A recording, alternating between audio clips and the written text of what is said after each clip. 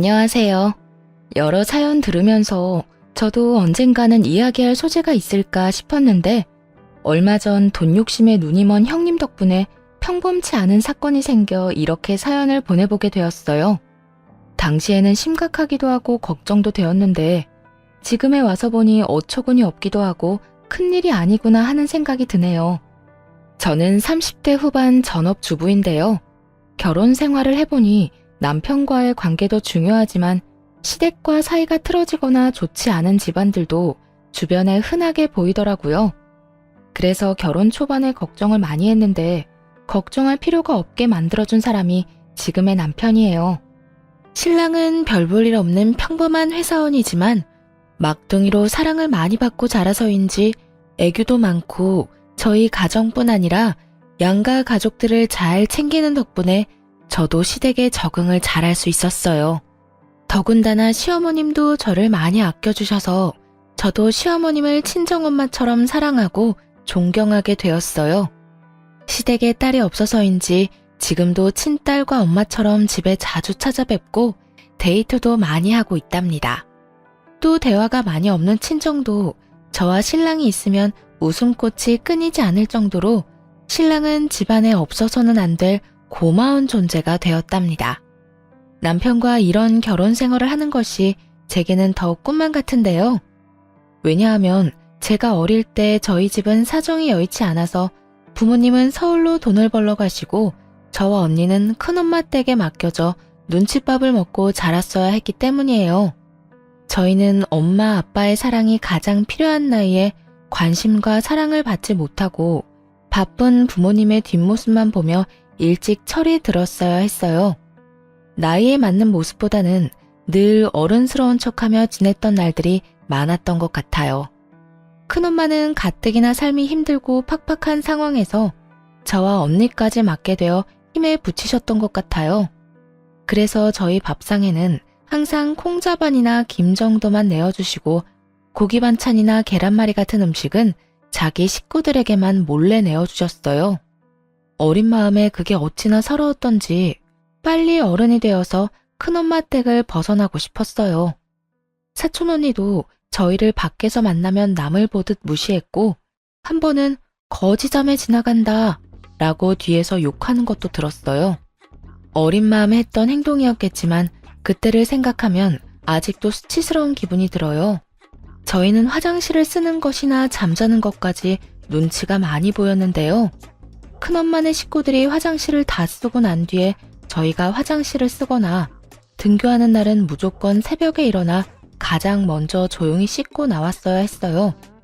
한 번은 추운 겨울이었는데 난방비를 아끼려 큰엄마네 가족들은 내복에 두툼한 이불을 온갖 방한용품들을 구비하셨는데 저희는 여름에 사용하던 이불을 그대로 써야 했어요. 어린 마음에 어찌나 서럽고 슬프던지 둘이 꼭 붙어 울면서 잠에 들었어야 했고요. 겨울 이불은 비싸니까 저희 자매에게는 줄 수 없으니 있는 이불을 덮으라고 하시더라고요. 지금 와서 생각해보면 어린 아이들에게 너무하셨던 것 같아요. 그렇게 고등학생이 되어 겨우 서울에 자리 잡으신 부모님과 함께 지낼 수 있게 되었지만 내 식구가 살 집과 생활비를 감당하기에는 빠듯하기는 마찬가지였어요. 그래도 큰엄마네 집을 떠나 부모님과 함께 살 수 있게 되어 저희는 너무너무 기뻤어요. 대학에 진학한 후 안 해본 알바가 없을 정도로 끊임없이 알바를 했어야 근근히 학자금을 마련할 수 있었고 가족들이 다 일을 했기 때문에 어릴 때부터 성인이 되어서까지 가족끼리 편하게 밥 한 끼 먹는 일이 거의 없었어요. 미래에 제 가정을 이루게 되면 가족들과 시간을 많이 보내고 사랑이 넘치는 가정을 꾸리는 것이 꿈이 되었어요. 그래서 저는 경제적인 뒷받침이 될 수 있도록 더 열심히 일하고 악착같이 돈을 모았어요. 그러던 중 친구의 소개로 남편을 만나게 되었는데 온갖 고생하며 서럽게 자란 저와는 달리 남편은 누가 봐도 사랑을 많이 받고 자란 막내 아들 티가 났어요. 저랑은 다른 세계의 사람 같던 남편에게 끌려 연애를 시작했고 남편도 생활력이 강하고 싹싹한 제 모습이 마음에 들었다고 하더라고요. 그렇게 약 4년이란 시간 동안 남편과 연애를 했고, 연애 기간 동안 누구보다 사랑받는 여자가 될 수 있게 해주었어요. 그리고 한결같이 저와의 시간도 가족들과의 시간도 소중하게 여기는 남편의 가정적인 모습을 보게 되었는데요.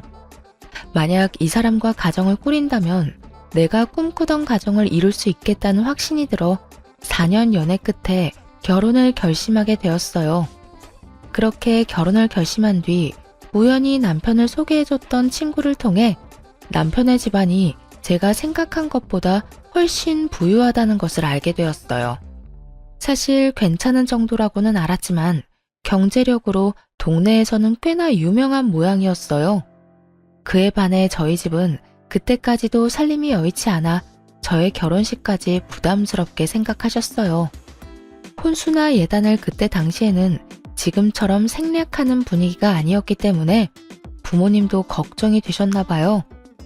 엄마는 가난한 집 때문에 딸이 무시당할까봐 많은 걱정을 하셨고, 솔직히 저도 그 부분이 걱정이 되더라고요. 드라마에서 나오는 부유한 집 자식과 가난한 집 자식의 결혼이 떠오르면서 저를 반대하시거나 핍박하시면 어떻게 하나 하는 막연한 두려움이 들었어요.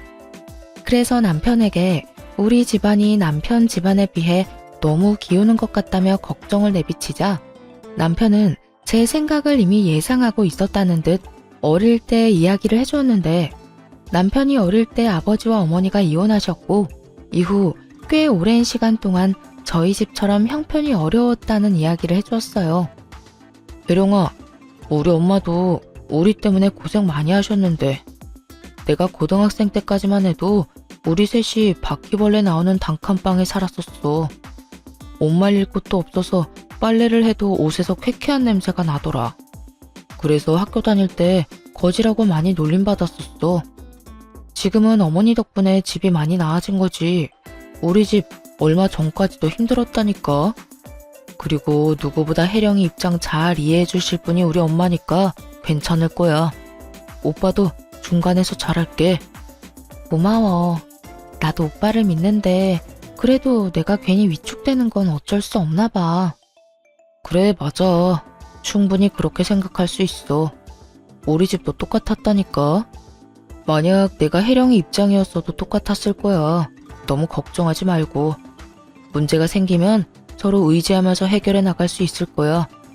이제는 혼자가 아니라 둘이잖아.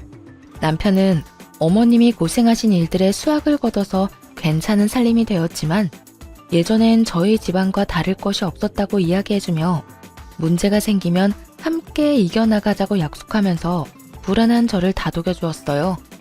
그리고 결혼하겠다는 말씀을 드릴 때 어머님께 저희 집 사정을 넌지시 말씀드렸고 본인도 그런 시절이 있으셨다며 공감이 된다고, 우리가 결혼하게 되면 제가 힘들지 않게끔 배려하겠다는 이야기를 들었어요. 비록 남편에게 건너들은 말이었지만 이렇게 남편을 번듯하게 사랑이 넘치게 키워주신 것을 생각하면 시어머님도 분명 좋은 분일 거라는 생각에 저는 부담을 많이 내려놓을 수 있었어요. 이후 실제로 저희 둘이 재정적으로 힘든 부분은 시댁에서 조용히 도와주셨기 때문에 양가 집안의 분란 없이 무사히 결혼식을 마치게 되었는데요. 결혼식을 준비하는 과정을 통해서도 저는 시댁을 많이 신뢰할 수 있게 되었어요. 그렇게 결혼 후 첫 명절이 찾아왔고 긴장되는 마음으로 저는 시댁으로 향했어요. 남편은 걱정 말고 자기만 믿으라고 해주었지만 시댁 식구들을 정식으로 뵙는 것은 처음이라는 생각에 몸이 굳어 남편의 시덥지 않은 농담에도 웃음이 나질 않았어요. 하지만 걱정했던 것과는 달리 시어머님은 편하게 저를 맞이해 주셨고 갈아입을 옷까지 세심하게 준비해 주실 정도로 저를 신경 써 주셨어요. 애령아, 처음이라 긴장이 많이 되지? 이거 입으렴. 첫인상 중요하다고 한껏 차려입고 올 텐데 불편할 것 같아서 내가 네 생각해서 사봤는데 마음에 들지 모르겠네. 안 맞는 것 같으면 편하게 말해주렴. 감사합니다, 어머님. 아유, 우리 집이 남자들 뿐이라 늘 삭막했는데 네가 오니 집안이 훤한 것 같네. 긴장하지 말고 편하게 즐거운 명절 보내자꾸나. 시어머님의 따뜻하고 다정한 말씀에 한결 마음이 편안해졌고, 먼저 도착해 있던 아주버님도 남편과 투닥투닥 장난을 치시며 분위기를 많이 풀어주셨어요. 남편의 유하고 착한 성격이 어머님을 참 많이 닮았다는 생각이 들더라고요. 본격적인 명절 준비를 하기 위해 시어머님과 함께 장을 보고 돌아오던 길에 형님을 만나게 되었는데요.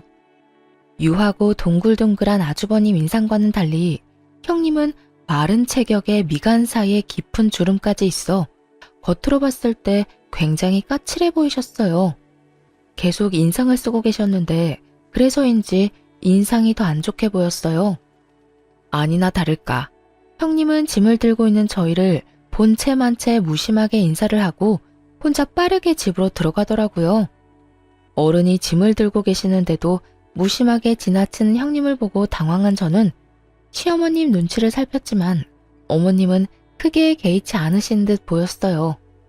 그리고 명절 준비를 하는 내내 어머님과 제가 고생하는 동안 형님은 일손을 돕는 일 없이 방에만 들어가 있었고 여기저기 바쁘게 통화하는 소리만 들렸어요.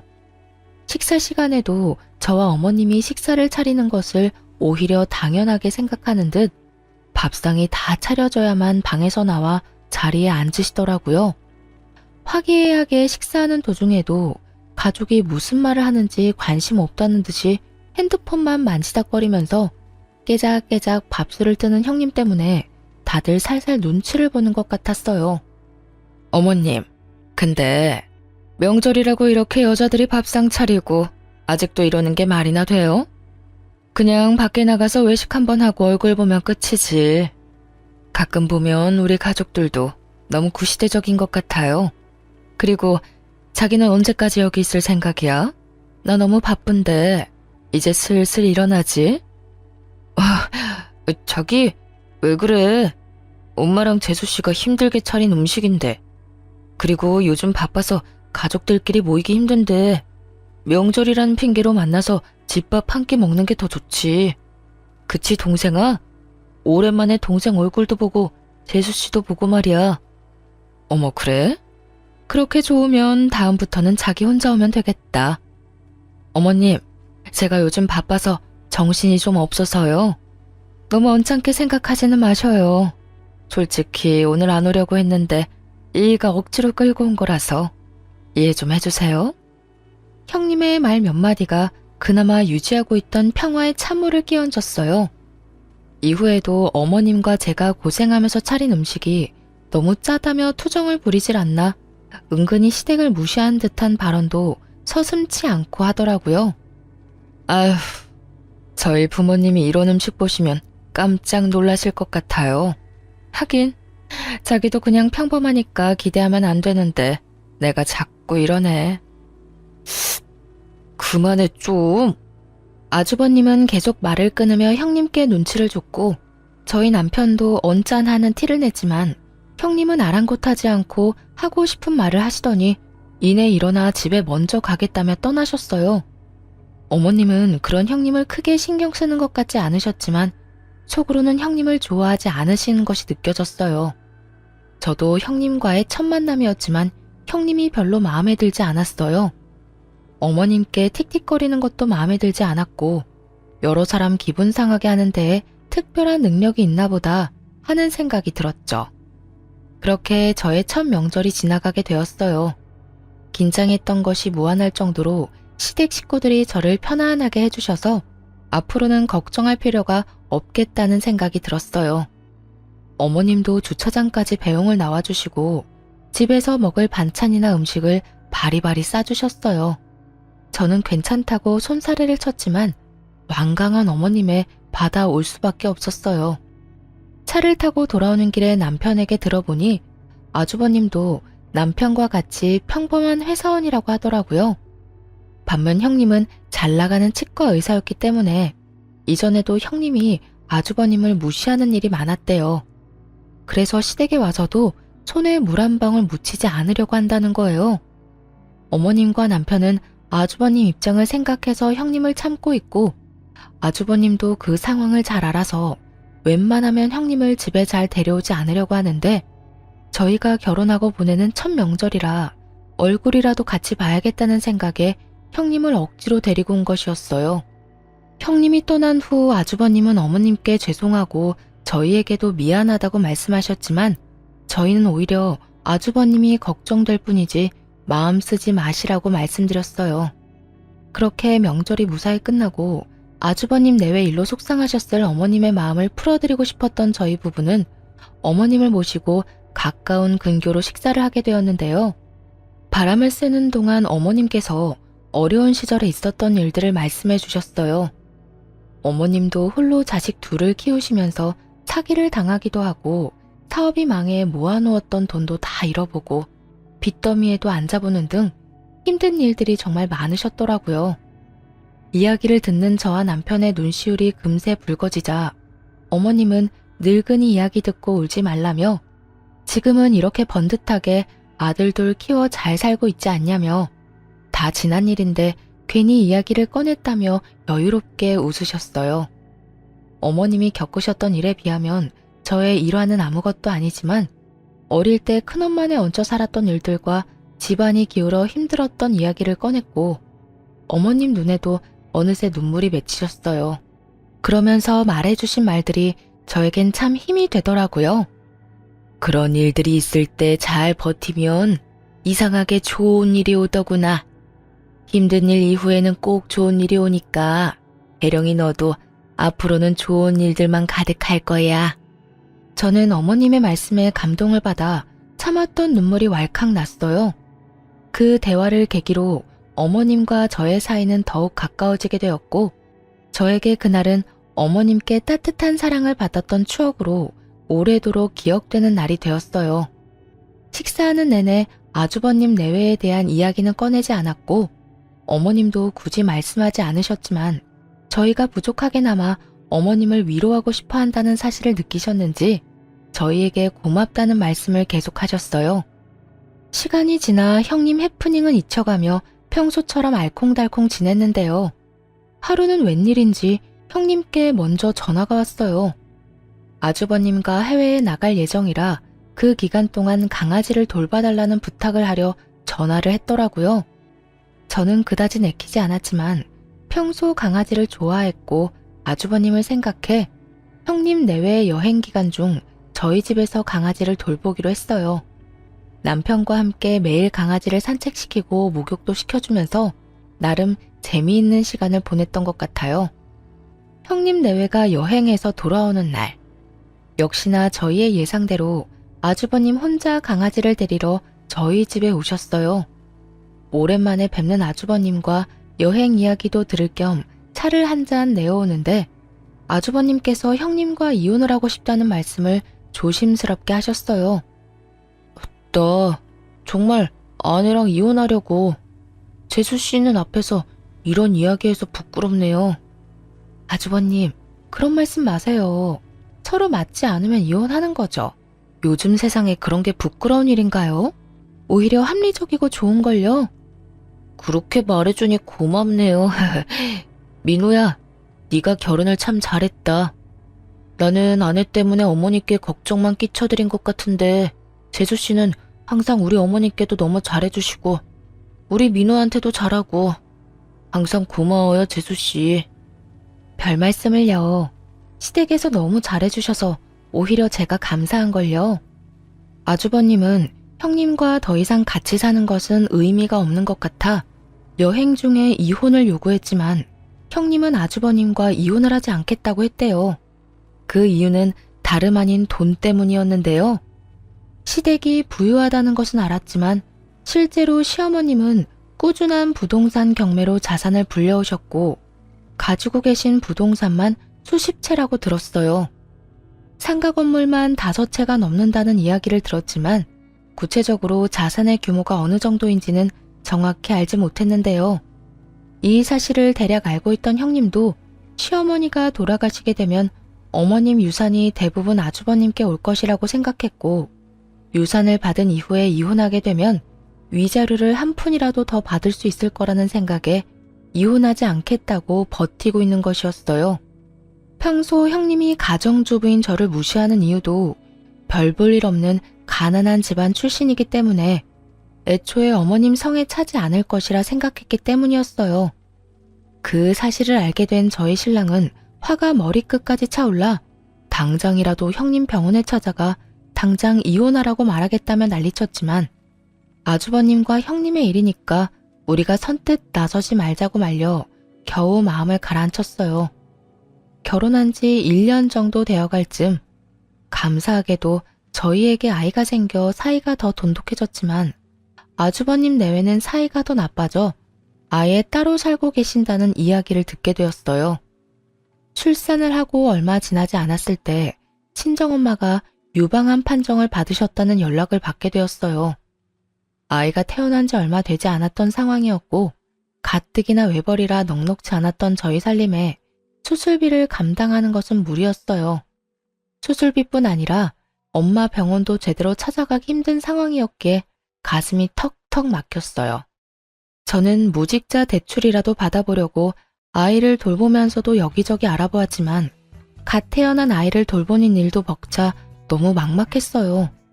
평소와 달리 걱정 어린 제 얼굴을 보게 된 남편은 저에게도 아이 말고도 다른 일이 있다는 것을 금세 알아차렸고 남편의 설득 끝에 엄마가 유방암 판정을 받았다는 이야기를 털어놓게 되었어요.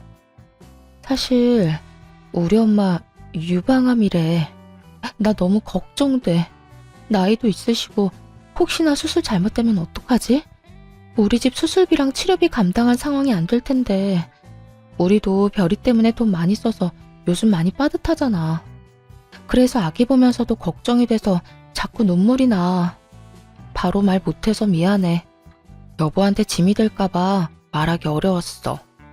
지금도 혼자 버느라 힘들어하는데 이런 일까지. 네가 뭐가 미안해.